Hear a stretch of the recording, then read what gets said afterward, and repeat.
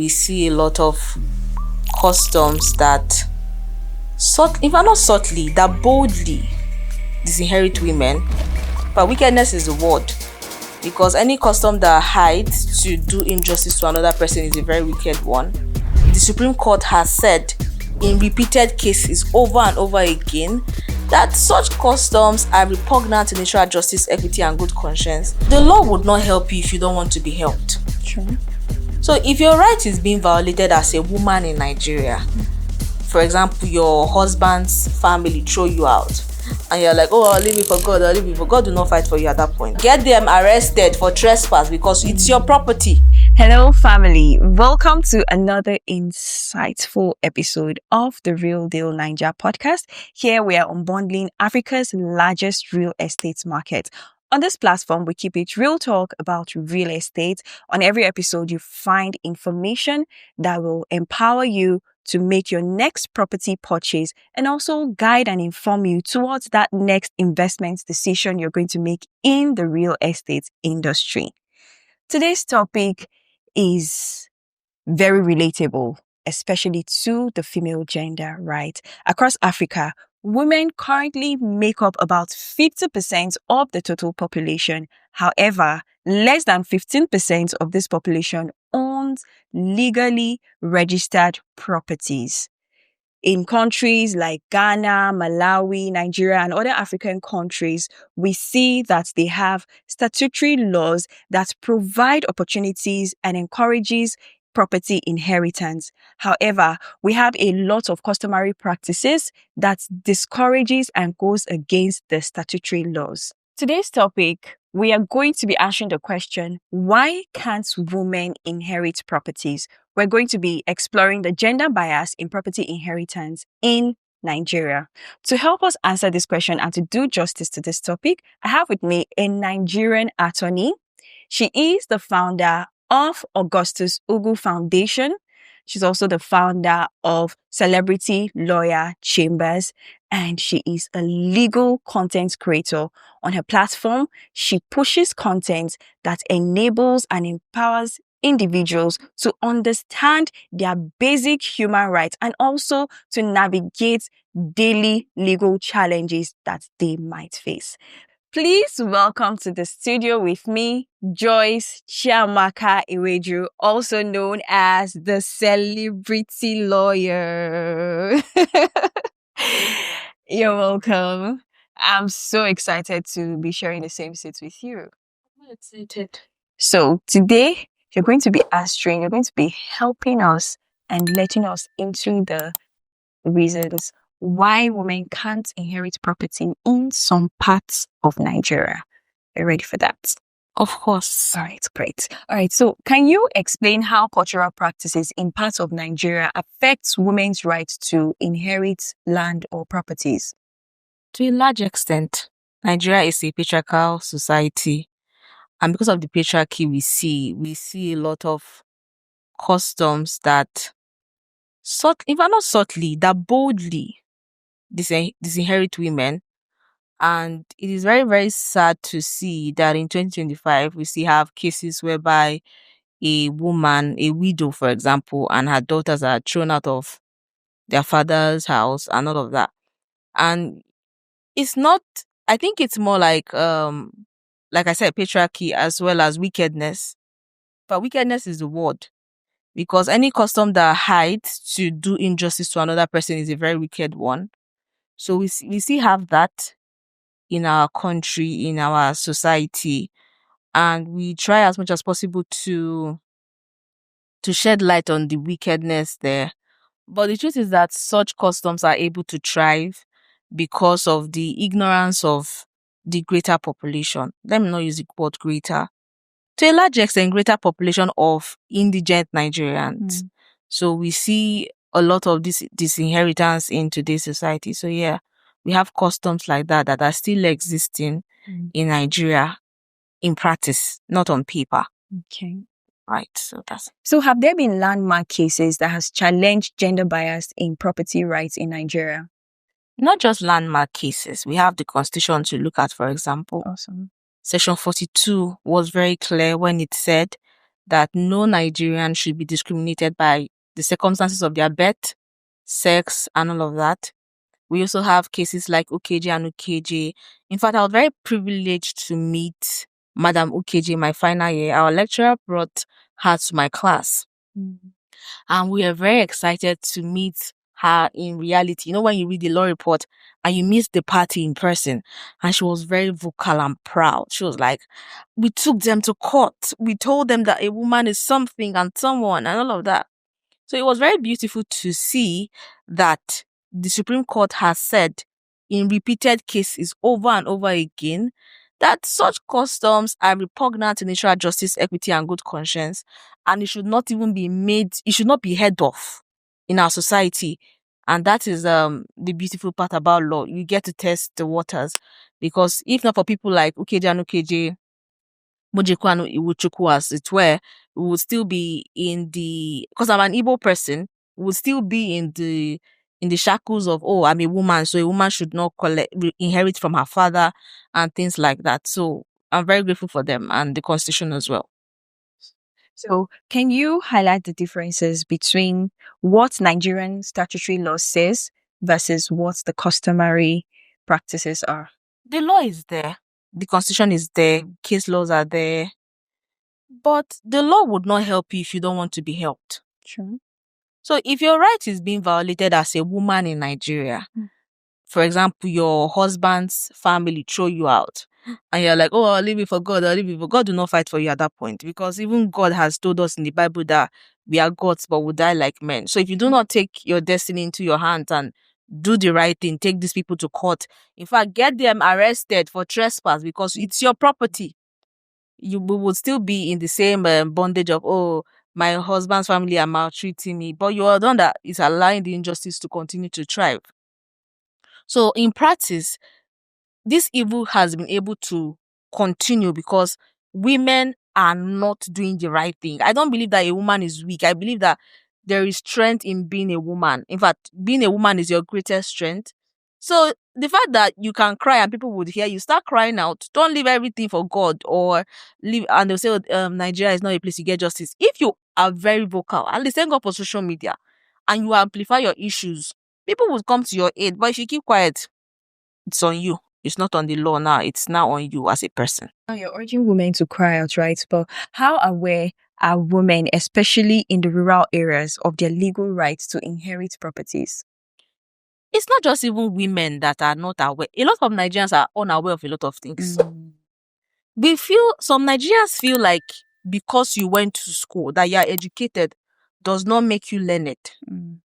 And you can be educated and be so ignorant as to the basic things that should make you live in a civil society. In a society like Nigeria, you should know your law, your rights, because it is when you know your rights, you will know when you know the law, you will know when your right has been violated. Sure. When it comes to awareness, we have NGOs. So personally, I use my page to raise awareness. Nothing stops me from using my page to dance, right? But there's a knowledge gap in the system. And you'll still see Nigerians in your comment section throw you for something you are telling them that this is the real position of things. They will tell you things like, oh, this is Nigeria, there's no justice, nothing happens, and charge and bail lawyer, all of those things.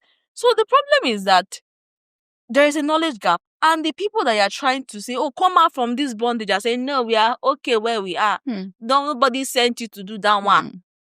So aside the fact that most indigent women, most rural women are not on social media, we need to do grassroots campaign. Something happened at the law school. One of the stories, I really don't know whether it was true, but some group of law school students it was Kano campus at the time, they went to sensitize the women there as to their basic rights. And I remember the story was that they had to tell the law school not to repeat that thing again. Whoa. Yes. So for some communities, the more women are blinded to their rights, the better. Because the moment you become aware, I think that's why they say women that are too exposed or too knowledgeable, they really don't get married, because I think they don't get married early. I think that's the stereotype. Sure. Say she knows too much. So there's just this fight to keep women in a particular blind spot so that they will not say too much or do too much. And that is why this injustice and wickedness is still thriving because these people do not know what is going on. They do not know their right. They do not know their left. Even if you tell them, they'll say, "Who will fight for me?" So that's the thing. All right. So do you think public awareness and media advocacy can meaningfully change the inheritance culture? To be very honest, public awareness, media campaign, grassroots sensitization can only change if the victims are willing to let the change come to them. Because I know somebody personally that I really wanted to help. She was aware of her right, but she said I should leave it. So if somebody that, okay, for example, indigent Nigerians, okay, it's a family land and somebody says, okay, the fear of the unknown, for example, they will do you juju and all of those things. So it's a foundational problem, right? So I feel like the public awareness might not really do so much for the older generation. I think that it should be introduced in our school system, right? Where young women would understand and learn that they have rights. They are human beings. And it comes down to the home where we would see the wife say, oh, the girl should go and cook, the guy should be in the parlor. So we see all of this separation from childhood. So how would you now tell a woman that grew up all her life being told to be a certain type of person that, oh, she has rights beyond the kitchen or beyond being a wife and all of that? So it's a grassroots sensitization. Like, let's take it back to the children, because I'm an adult now. There's little to nothing that you tell me that I should do that, I'll listen to you. But can easily convince a 4-year-old that, see, oh, go and get this and person go and do it. So the sensitization should come to the children now. Because the older women, it's very hard for you to convince them to see the light at this point. Because, when you look at a lot of, when abnormal becomes normal, it becomes a problem to want to do that mental sanitation. Because I feel like, in fact, it's sanitation because it's dirty. Yes, a lot of junk is there. You tell a woman, like, I'm being very honest. Like, I remember that case and it still gets me upset even talking about it. Madam, what do you want? Waiting if you do for you. Woman say, me will leave her for God. We left it for God. Who am I to fight when person does not want to fight her battle? So these are the issues. So the sensitization should come to school system. There's a course in school, civic education, social studies. We should teach women that they are equal too. Feminism as a concept is something, in fact, it should be everybody's contribution to the society, so that every woman would feel like they have equal stake to the men. But we live in a society where people see it as women being demons, or women trying to put their hand in the eyes of a man, or women that hate men. No. We are saying that what is good for the goose should be good for the gander. And that is why I feel like from a grassroots level, female children should be sensitized. And for mothers too, which one is yours? Your son will be in the parlor, the girl will be in the kitchen. These are the issues. So from childhood, you see that separation in terms of upbringing. They'll tell you no matter how bad a man's character is, he will end up getting married and all of those things. So there's a mentality decay in the system. So how would you tell somebody that has grown up all her life to see men as being Lord and personal savior, now want to go and fight a male-dominated area in the village for her father's land? So we need to be very, very intentional about sensitizing women that, we are equal we are human beings. We give lives. We are not weak. Another thing is that they keep telling us that we are the weaker. No, we're not weaker anything. We're not weaker. We are human beings. Like, we feel pains. We are intelligent. We have degrees. We can aspire to be a lot of things. Definitely. So the whole sensitization should be we should be very intentional about it. We all should be feminists. And feminism has nothing to do with hating men. If you are a bitter woman, you are not a feminist, because you are fighting for something else that has nothing to do with the quality of a woman, or a woman's voice being heard. So that is my opinion about that. So that's it. Thank you so much, Joyce, for doing justice to that. And it's very important to catch them young, you see, because there's almost little or nothing we can do to the older generation, right? All right, that is it on this episode of the Real Deal Naija podcast. Remember, on this podcast, we are unbundling Africa's largest real estate market. Do you know anybody who this episode can help?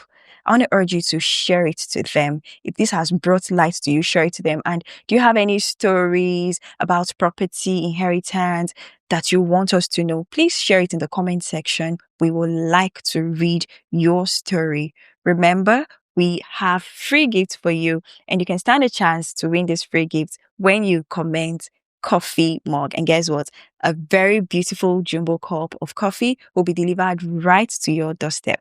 Don't forget to keep sharing, like, comment, subscribe. There is so much value on this platform, and you don't want to get all of it alone, right? So share. Remember to use the hashtag #ThreadNaija. I'll see you on another insightful episode of the Real Deal Naija podcast. I remain your host, Evelyn Oloyede.